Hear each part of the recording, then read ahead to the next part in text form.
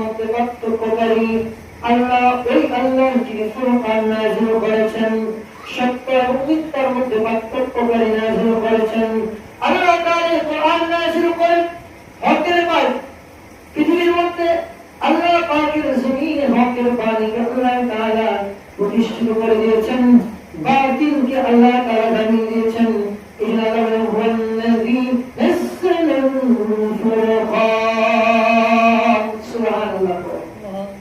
আল্লাহ বলেন সে আল্লাহ যিনি ফুরকান নাযিল করেছেন, হক বাতিলের পার্থক্য করেছেন। মক্কার কাফেররা 360 দেবতার পূজা করত কাবার মধ্যে রেখে। আল্লাহ বলেন ফুরকান তিনি যিনি মূর্তি পূজা করা যাবে না, মূর্তির সামনে মাথা নত করা যাবে না। মাথা নত কার সামনে হবে? মাথা নত কার সামনে হবে? আল্লাহর সামনে মুমিনের মাথা নত হবে, আল্লাহকে সিজদা দিবে, আল্লাহর সামনে দাঁড়াবে। বিনয়ের সাথে দাঁড়িয়ে মুমিন বান্দা আল্লাহর সামনে নিজেকে বিনয় করবে। আল্লাহ বলেন ওয়াল্লাযী নাযালাল ফুরকান, আমি ওই আল্লাহ যিনি তোমাদের উপর ফুরকান নাযিল করেছি, কোরআন নাযিল করেছি। এই কোরআন নাযিল করার পরে তোমাদের কাজ কি? তোমাদের কাজ হবে আল্লাহ ছাড়া কারো কাছে মাথা নত করবে না। কথা বলতে করা যাবে?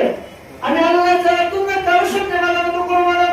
এই জন্য আল্লাহ তোমাদেরকে শিখের জাতি, পাগের জাতি বানিয়েছে মুসলমান।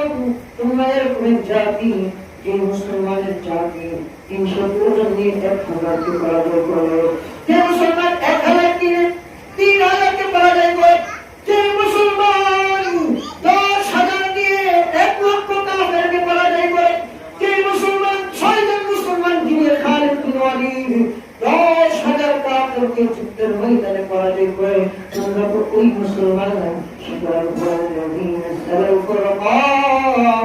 আল্লাহ তাআলা তোমাদের উপর ফুরকান নাযিল করেছে পৃথিবীর কোন জাতির কাছে তোমাদের মাথা নত করার জন্য।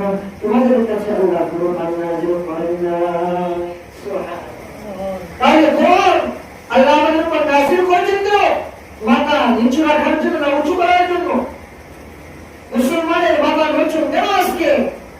মুসলমানের এই অবনতি হওয়ার একমাত্র কারণ হলো এই ফুরকান আল্লাহ তাআলা নাযিল করেছেন।